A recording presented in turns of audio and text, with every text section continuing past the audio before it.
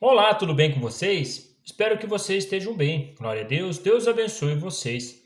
Novamente estou aqui para estar compartilhando com vocês mais alguns capítulos da palavra e hoje a gente vai dar continuidade em Jeremias, no capítulo 33 e 34. Vamos dar continuidade no contexto que ele vem falando ali, antes deles irem exilados para a Babilônia. Jeremias aí vai estar narrando aí ainda mais umas situações que vai acontecer com eles aí através da boca de Deus falando por intermédio de Jeremias. Mas então vamos lá. Senhor nosso Deus, nosso Pai, mais uma vez, Senhor, te pedimos que o Senhor nos oriente, Pai, em nome de Jesus. Amém. Então vamos lá. No capítulo 33, o Senhor vai estar dando uma promessa a eles de restauração. Enfim, ali o Senhor vai estar falando para eles, olha, vocês vão ficar cativos lá, mas a hora que vocês voltarem, vocês ainda vão ser prósperos. E vamos estar meditando aí no 33, que fala bem assim. Jeremias ainda estava preso no pátio da guarda, quando o Senhor lhe dirigiu a palavra pela segunda vez. Assim diz o Senhor que fez a terra, o Senhor que formou e a afirmou. Seu nome é Senhor. Clame a mim e eu responderei. E direi a você coisas grandiosas e insondáveis que você não conhece. Porque assim diz o Senhor, o Deus de Israel, a respeito das casas destas cidades e dos palácios reais de Judá que foram derrubados, para servirem de defesa contra as rampas de cerco e a espada, na luta contra os babilônios. Elas ficarão cheias de cadáveres dos homens que matarei no meu furor. Ocultarei desta cidade o meu rosto por causa de toda a sua maldade. Todavia trarei restauração e cura para ela. Curarei o meu povo e lhe darei muita prosperidade e segurança. Mudarei a sorte de Judá e de Israel, e os reconstruirei como antigamente. Eu os purificarei de todo o pecado que cometeram contra mim, e perdoarei todos os seus pecados de rebelião contra mim. Então Jerusalém será para mim uma fonte de alegria, de louvor e de glória diante de todas as nações da terra que ouvirem acerca de todos os benefícios que faço por ela. Elas tremerão, temerão e tremerão diante da paz e da prosperidade que eu lhe concedo. Vale lembrar que depois dessa restauração, Cristo vem aí no ventre de Maria e também pisa aí na terra, aí em Jerusalém, como a gente sabe aí o contexto da vinda de Cristo Jesus. Assim diz o Senhor, vocês dizem que este lugar está devastado e ficará sem homens nem animais.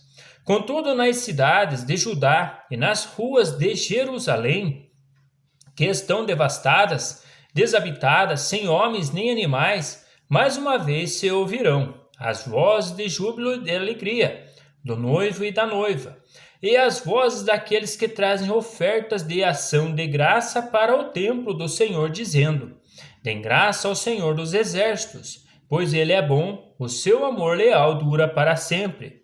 Porque eu mudarei a sorte desta terra como antigamente, declara o Senhor. Assim diz o Senhor dos exércitos: nesse lugar desolado, sem homens nem animais, haverá novamente pastagens, onde os pastores farão descansar os seus rebanhos em todas as suas cidades. Tanto nas cidades dos montes de Cefela, do Neguebe e do território de Benjamim, como os povoados ao redor de Jerusalém e nas cidades de Judá. Novamente passarão ovelhas sobre as mãos daqueles que as conta, diz o Senhor. Dias virão, declara o Senhor, em que cumprirei a promessa que fiz à comunidade de Israel e à comunidade de Judá. Naqueles dias e naquela época farei brotar um renovo justo da linhagem de Davi. Ele fará que o justo e certo na terra. Enfim, aqui eu vejo que ele está falando de Cristo, enfim, um renovo. O único que trouxe o reino de Deus para a terra foi Cristo. E aqui ele fala aí que vai vir um renovo brotando aí da linhagem de Davi. Naqueles dias Judá será salva e Jerusalém viverá em segurança. E este é o nome pela qual ela será chamada: O Senhor é a nossa justiça. Porque assim diz o Senhor: Davi jamais deixará de ter um descendente que se assente no trono de Israel, nem os sacerdotes que são levitas deixarão de ter descendentes que esteja diante de mim para oferecer continuamente holocaustos, e queimar ofertas de cereal e apresentar sacrifícios. O Senhor dirigiu a palavra a Jeremias. Assim diz o Senhor: se vocês puderem romper a minha aliança,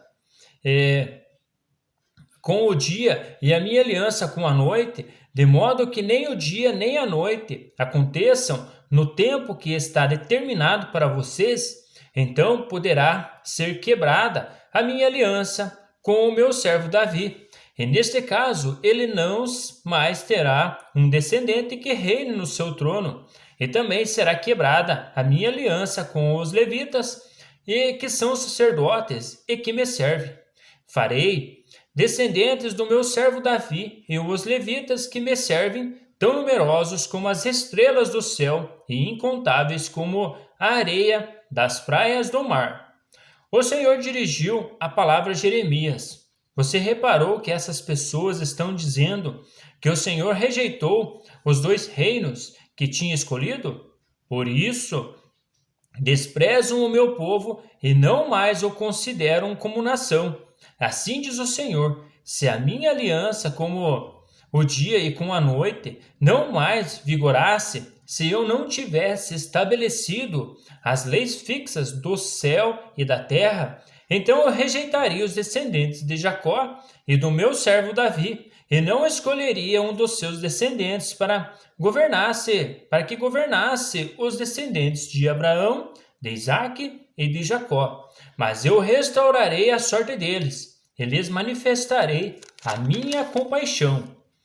Enfim, o Senhor está falando ali que ia restaurar, enfim, terrenalmente também, dá para dizer desta forma, que do trono ali de Davi sempre ia ter uma linhagem real ali, terrena, que ia estar reinando.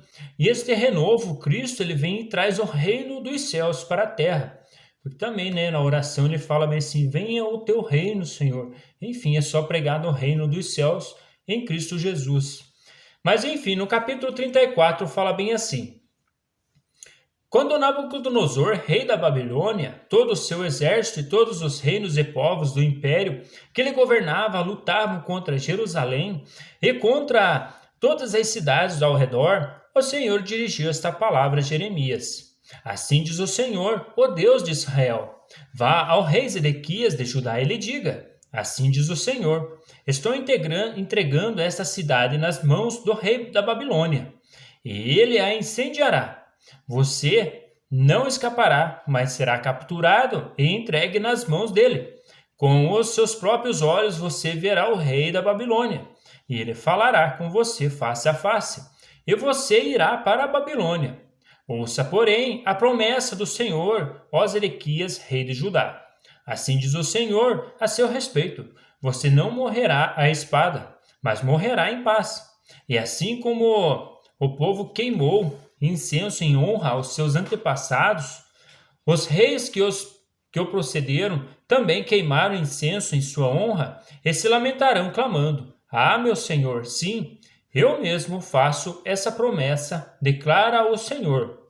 O profeta Jeremias disse todas essas palavras ao rei Zedequias de Judá, em Jerusalém, enquanto o exército do rei da Babilônia lutava contra Jerusalém e contra as outras cidades de Judá que ainda resistiam, Laquis e Azeca, pois só restaram essas cidades fortificadas em Judá. O Senhor dirigiu a palavra a Jeremias depois do acordo que o rei Zedequias fez com todo o povo de Jerusalém, proclamando a libertação dos escravos. Todos teriam que libertar seus escravos e escravas hebreus. Ninguém poderia escravizar um compatriota judeu.